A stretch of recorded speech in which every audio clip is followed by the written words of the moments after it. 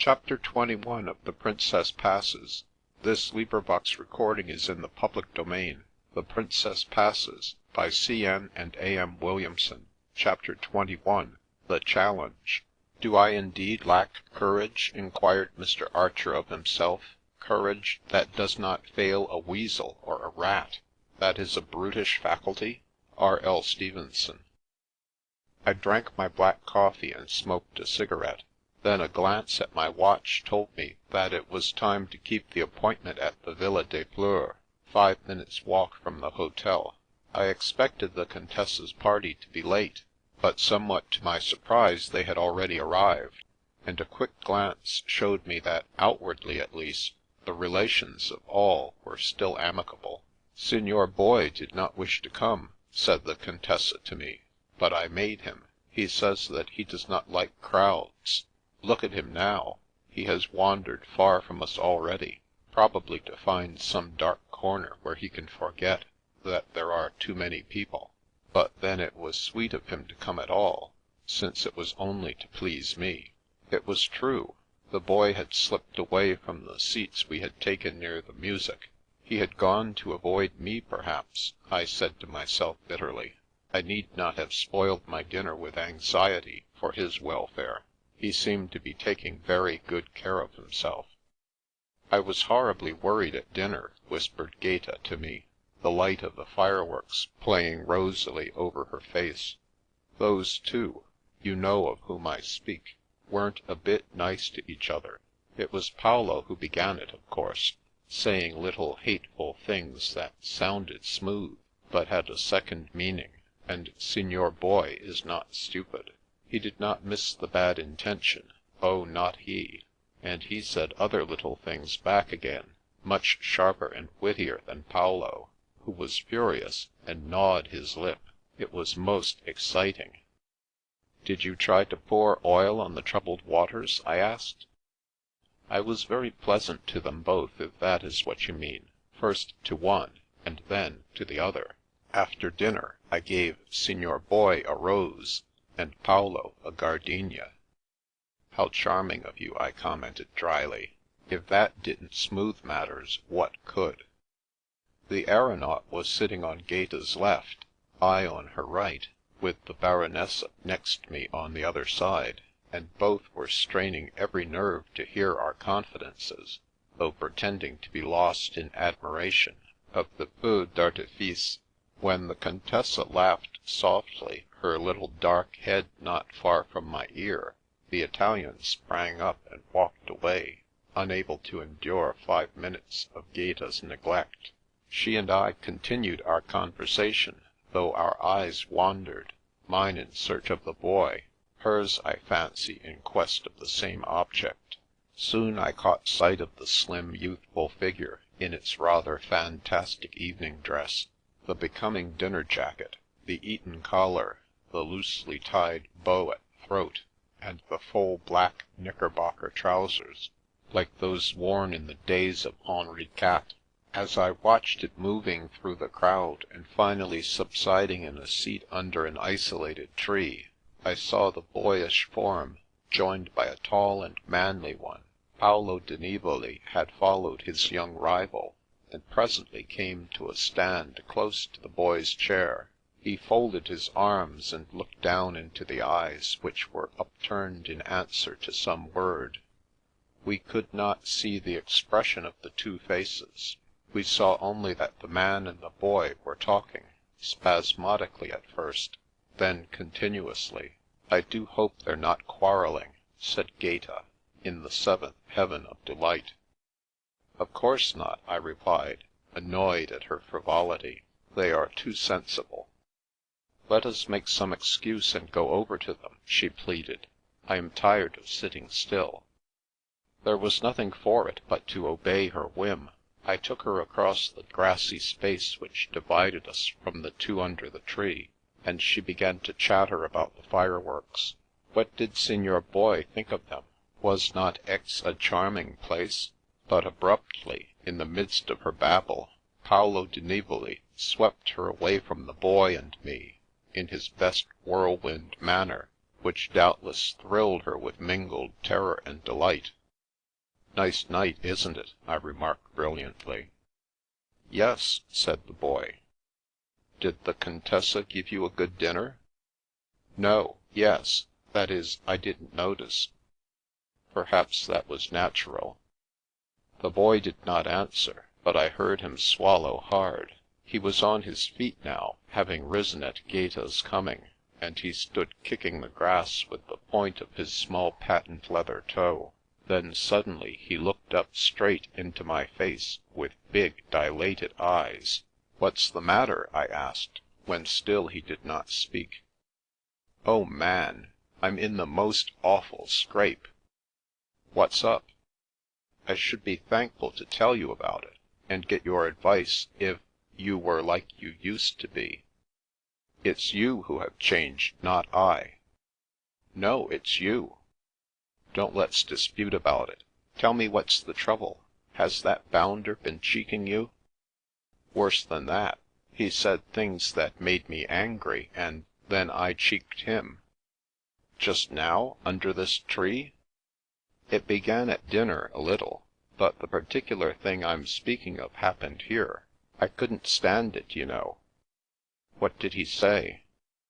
"He asked me how old I was, at first, in such a tone. I answered that I was old enough to know my way about, I hoped. He said he should have thought not, as I travelled with my nurse. Then he wanted to know what was in Souris' pack, whether I carried condensed milk or my nursing bottle. It was all I could do to keep from boxing his ears before everyone, but I kept still, and laughed a little. Presently I answered in a drawling sort of way, saying I needn't tell him that what Souris carried was no affair of his, because when I came to think of it, after all it was quite natural that a great donkey should be interested in a small one. By Jove, you little fire-eater! Well, I had to show him that I was an American, anyhow." "I suppose he was annoyed?" "He was very much annoyed. Man, he's challenged me to fight a duel. Only think of it, a real duel. He said I'd have to fight, or he'd thrash me for a coward. It's a horrible scrape, but I don't see how I'm going to get out of it with honour. Will you, if I do have to? But look here, I won't have him running me through with a sword, or anything of that sort. I'm afraid I couldn't face that. I wouldn't mind a revolver quite as much." "The big bully!" I exclaimed. "But of course it's all rot. There can be no question of your fighting him." "I don't know. I'd rather do that, if we could have pistols, than have him think an American could be a coward. I'm not a coward, I hope, only I never thought of anything like this. He's going to send a friend of his to call on you, as a friend of mine, he said. I suppose that means what do you call 'em, a second, doesn't it? If I must fight with him, Man, you will be my second, won't you?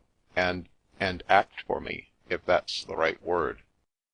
Gazing up earnestly, his eyes very big, his face pale, he looked no more than 14, and the idea of a duel to the death between this child and Gaeta's whirlwind would have been comic in the extreme had I not been enraged with the whirlwind. "I'll be your friend and get you out of the scrape," I said, "but it will mean that you must give up the Contessa." "Give up the Contessa?" echoed the boy. "What do I want with the Contessa? I'm sick of the sight of her." "Since when?" "Since the first day we met. I don't think she's even pretty. What you can see in her, I don't know. The silly little giggling thing. There, it's out at last." "What I see in her," I repeated. "I like that." "I always supposed you did, but I can't stand her." "Well, of all the— Look here, why have you been hanging after her, if you—" "I didn't.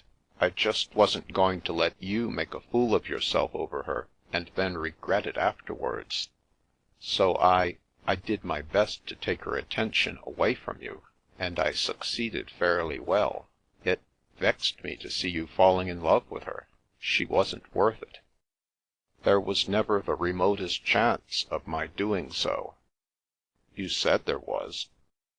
"I was chaffing, just to hear myself talk. I should have thought you would know that." "How could I know? You were always saying how pretty and dainty she was, and quoting poetry about her, while all the time I could read her shallow little mind, and see how different she was from what you imagined. I think I have a fairly clear idea of her limitations." "But you told me that you'd planned to go down to Monte Carlo expressly to see the Contessa, and you said that it would perhaps be a wise thing for you to try and fall in love with her." "If a man has to try and fall in love with a woman, he's pretty safe. You and I seem to have been playing at cross purposes, youngster. You thought I was in danger of falling in love, and I thought you were already in. You couldn't have believed it, really." "I did, and supposed you wanted me out of the way." "I was thinking the same thing about you. You did seem jealous and sulky." "I was both, but it was because our friendship had been interfered with, little pal." "Oh, Man, do you really mean that?" "Every word of it. I wouldn't give up a talk with you for a kiss from the Contessa, of which, by the way, I'm very unlikely to have the chance.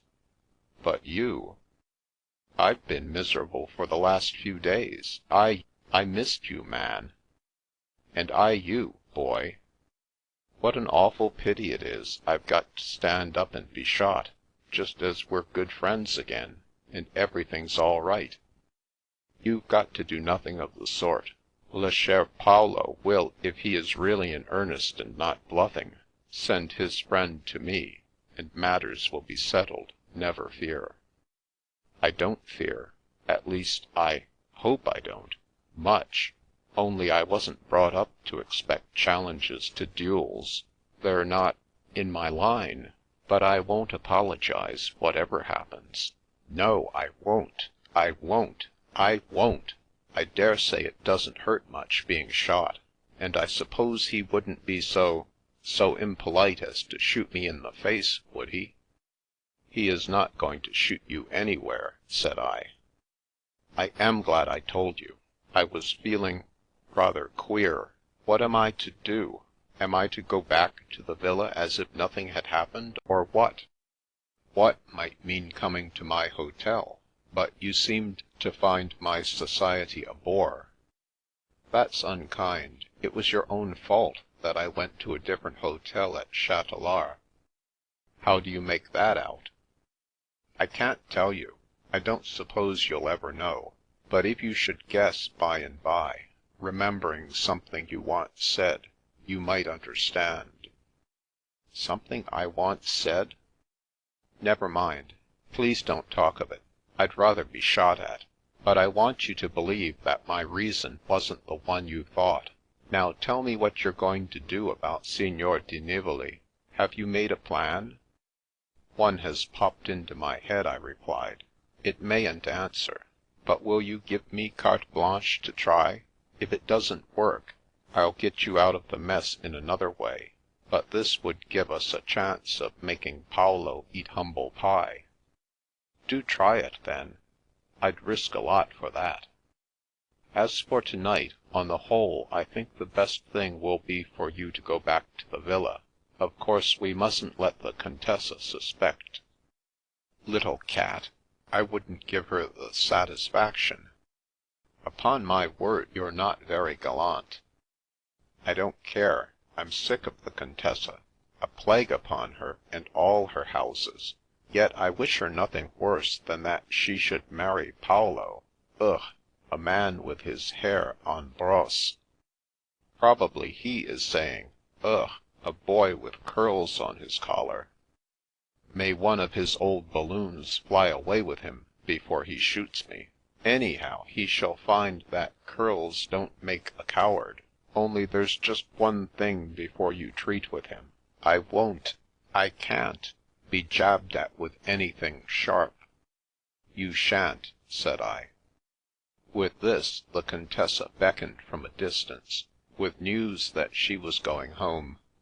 We followed, the boy and I, allowing her to walk far ahead with her triumphant aeronaut, the Baron and Baronessa, radiant with satisfaction in the success of their plot, arm in arm between the two couples.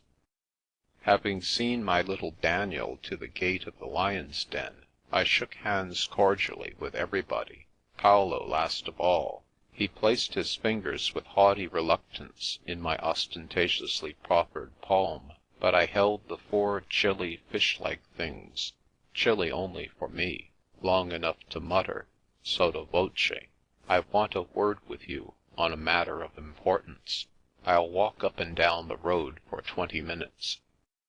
His impulse was to refuse, I could see by the sharp upward toss of his chin, but a certain quality in my look, clearly visible to him in the light of the gate lamp I was at some pains to produce the effect, warned him that if his bloodthirsty plans were not to be nipped in the red bud, he must bend his will to mine in this one instance. He answered with a glance, and I knew that I should not be kept long on my beat. Chapter 21